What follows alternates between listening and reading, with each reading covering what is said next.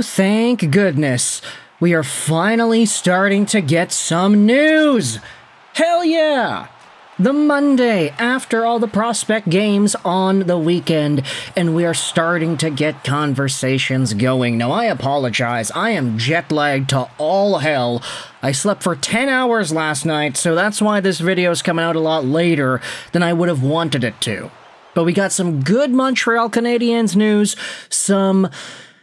do I want to say, like, perturbing Vancouver Canucks news? And they all revolve around the general managers of these teams. So, without further ado, let's get into the latest on Kent Hughes of the Habs and Patrik Allvin of the Vancouver Canucks, starting things out with what Renaud Lavoie tweeted out earlier this morning. Take a look at this tweet over here. He goes out there and says that according to multiple sources, the Montreal Canadiens are in talks to extend Jeff Gorton and Kent Hughes' contracts. Now, I, for one, did not even realize that these guys' contracts were in a position to expire sometime in the near future, but I guess that's what you get when you don't really feel the years, you know? Nobody's thinking about Kent Hughes and Jeff Gorton and saying, oh, finally, thank gosh, these guys are finally going to leave the organization, or these guys' contracts are finally going to expire. Nobody's thinking like that. Everybody's thinking positively. They're high in the sky on what Kent Hughes and Jeff Gorton have built for the Montreal Canadiens the past few years here. There's been a lot of optimism, joy, and excitement for what the Canadiens have put together off the ice and on the ice since Gorton and Hughes took over. And it's like in every aspect of the team. Prospects, on-ice product, the team itself, what they have, the players coming in, the players going out. I don't think anybody's going out there and saying, oh yeah, I'm really, really disappointed they traded away, like, Arturi Lehkonen or something. Based off of the players and the return they got, sure, not all these trades have been perfect.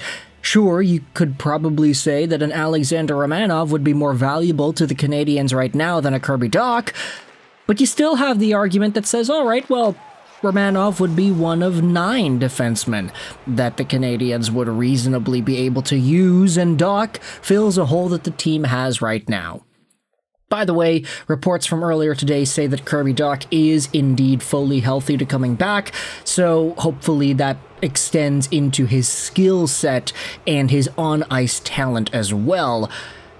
Just gotta cross our fingers, folks. Kirby Dach hopefully is able to still become a top-tier center, although at this point, I mean, he's 24 years old. I'm not really too optimistic anymore. Still, though, Kirby Dach, reasonable acquisition by the Montreal Canadiens. You can understand the vision behind that move, even though Alexander Romanov is a long-term, big-money defenseman in New York right now. Still, Kent Hughes and Jeff Gorton absolutely deserved for what they are doing in the Montreal Canadiens organization. You also talk about the off-ice stuff, too. You talk about the culture. You talk about the leadership. I mean, Nick Suzuki hitting up Kent Hughes last season saying, hey, don't sell. We want to make the playoffs. We can make the playoffs. And Kent Hughes listening to him. Kent calling Ivan Demidov moments before they selected Alexander Zhuravsky at the draft and asking for Demidov's approval to make the pick. As we had said in the video a few days ago, it's almost like Kent Hughes and the Montreal Canadiens staff, they probably already had the pick in mind. They're probably like, yeah, that's our guy. We're going to take him. We were probably going to take him if we had the 16th or 17th overall pick anyway. But now we're down here in the second round. Let's call Ivan Demidov. Let's ask for his opinion about it, because in doing so, we give him a spot where he feels important, and that's important. And they did that. Ivan Demidov's like, yeah, he's a good guy. He's a good guy. You could take him. And then they took him. And then it's like, yeah, Demidov feels like $1 million. Not only was he the top draft pick by Montreal in 2024, but now he's, in a way, kind of guiding the Canadiens. And that feels great. He is being placed in an important spot within the organization. And yeah, He may not have actually had any part in making the pick itself, but Kent Hughes still gave Demidov that opportunity to potentially feel like it. Now, I can say all this about culture and good and the bad and stuff, and how Canadiens fans would probably be optimistic for the long term with Kent Hughes and Patrik Allvin. Let's shift gears over to the Vancouver side of things, because the opposite seems to be apparent based off of what was written about and talked about by Patrick Johnston on the province. So I'm going to leave a link in the description to this article right here. PJ put this out there. Management is in the hot seat this season. Published 2 days ago. And yeah, you could go out there and say the exact opposite with Vancouver via some of the contents of this article. We've talked so much about what the Canucks need to do on the ice, but we should talk more about what might happen off the ice as well. Scrolling down over here, the article goes over a source, an anonymous source, who said this about Patrik Allvin: he is not a pushover. He won't bend if he believes in something. A source who was close to the Observer told Post Media, is this foreshadowing of the kind of split that ended the tenures of Gillis and Linden? Perhaps. You don't even need to know how ownership has operated in the past to recognize that Allvin will be under pressure if the team gets off to a poor start. The Vancouver Canucks have only made the playoffs once since Allvin and Rutherford took over in 21-22, and of course, last season's disaster was underscored by a brutal performance from Elias Pettersson in the first year of massive contract that Allvin and Rutherford signed into, plus the trade of JT Miller following a major internal split between the two star centers.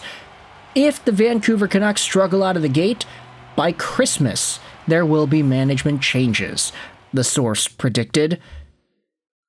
So, yeah, that's interesting. Nice to hear that the Vancouver Canucks are going down the path of change one more time, but honestly, I feel like for Allvin in particular, disregard Jim Rutherford for now, but just talk about Allvin. He's been fine. I think considering the circumstances of the team he inherited, and some of the pressure that he has had to succumb to, Patrik Allvin has done a lot better for this organization, I feel, than Jim Benning could have ever dreamed to. And that's not necessarily considering what Benning did in the drafts. The drafts were always his strong suit. Yes, he whiffed on Jake Virtanen and Olli Levy, but you think about some of the other guys. Jared McCann was good.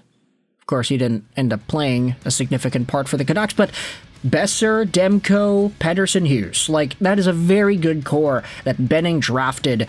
And I don't want to think about the drafting stuff with Allvin because it's like, yeah, he took over in 2021. The Canucks didn't have too many first-round picks. Yeah, Lekaramaki's good, Villander's good, but, like, you don't really see much out of those guys. It's been too short. It hasn't been enough time yet.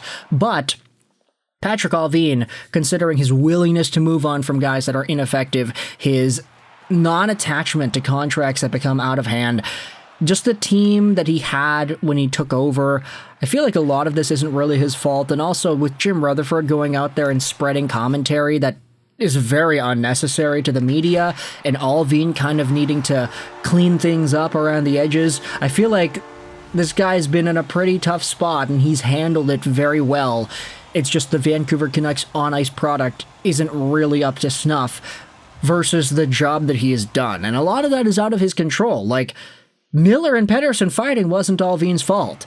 You can say that it was his fault that some of the players that mediated that relationship left. No more Luke Schenn, no more Tanner Pearson, no Chris Tanev.